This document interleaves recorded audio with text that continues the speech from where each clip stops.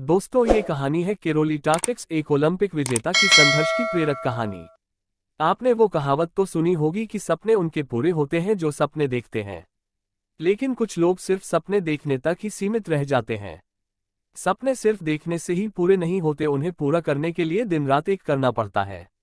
अपनी कमजोरियों को अपनी ताकत बनाकर खुद के हुनर को तराशना पड़ता है। कुछ लोग अपने सपने न पूरा होने के बहुत सारे कारण बताते हैं, लेकिन जो बढ़ जाते हैं मंजिल की ओर, सर पे जुनून का कफन बांध अक्सर उन्हीं को मिलता है वो मुकाम जिसकी दुनिया चाहवान होती है। इस दुनिया में ऐसे कई लोग जन्म लेते हैं जो किसी भी मजबूरी को अपने सफलता की राह में रुकावट नहीं बनने देते। ऐसे लोग इतिहास पढ़ते नहीं, इतिहास बनाते हैं। ऐसे ही एक महान व्यक्ति हुए थे जिनका नाम था केरोली टाकटिक्स। केरोली टाकटिक्स हंगरी सेना में काम करते थे। उन्हें पिस्टल शूटिंग का शौक था। वह अपने इस शौक को और कोशिश कर और निखारना चाहते थे।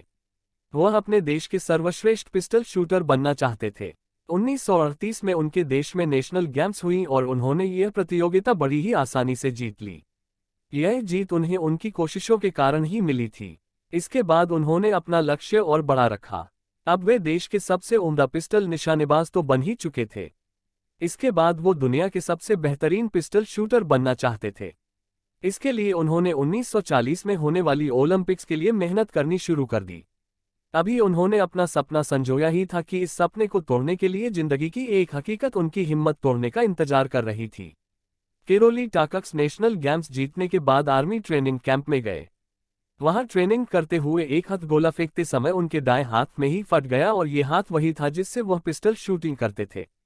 ये वैसी ही स्थिति थी जैसी एकलव्य की अंगूठा कटने के बाद हुई थी। लेकिन एकलव्य ने फिर अपनी उंगलियों से धनुर्विद्या सीख एक नए ढंग को जन्म दिया, जिसे आजकल तीरंदाजी में प्रयोग में लाया जाता है। इस घटना ने उनको अंदर से झकझोर दिया।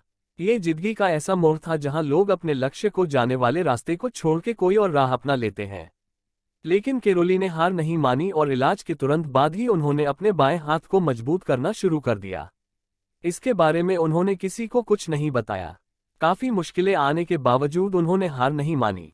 एक साल बाद वह दोबारा खुद को तैयार कर 1939 के नेशनल गेम्स में पहुंचे। वहां मौजूद सारे लोगों के चेहरे पर खुशी के भाव आ गए। वहां आए प्रतियोगियों को लगा कि केरोली उन्हें प्रोत्साहित करने आए हैं।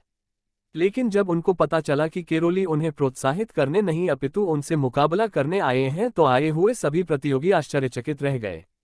इस गेम में उन्होंने न सिर्फ बढ़िया प्रदर्शन किया बल्कि सभी को हराकर बहादुरी की एक नई मिसाल कायम की।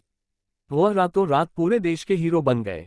उनके अंदर 1940 में होने वाली ओलंपिक्स जीतने का सपना अभी भी अपनी जगह बनाए हुए था। पर कहते हैं ना कि इंसान के चाहने से क्या होता है, होता तो वही जो पर वाला चाहता है। 1940 में होने वाली ओलंपिक्स दूसरे विश्व युद्ध के कारण रद्द हो गई। केरोली के सामने एक और नई मुश्किल ने कदम बढ़ा लिए। केरोली इससे जरा भी हताश न हुए और 1944 में होने वाली ओलंपिक्स के लिए तैयारियां शुरू कर दी। पर अभी उनके सब्र का इम्तिहान बाकी था। 1944 में होने वाली ओलंपिक्स भी दूसरे विश्व युद्ध के कारण रद्द हो गई। इससे बुरा क्या हो सकता था कि पहले हाथ चला गया और फिर 2 मौके भी चले गए। केरोली की उम्र भी बढ़ती चली जा रही थी, लेकिन वो वक्त भी आ गया और आखिरकार 1948 में ओलंपिक्स आयोजित हुए।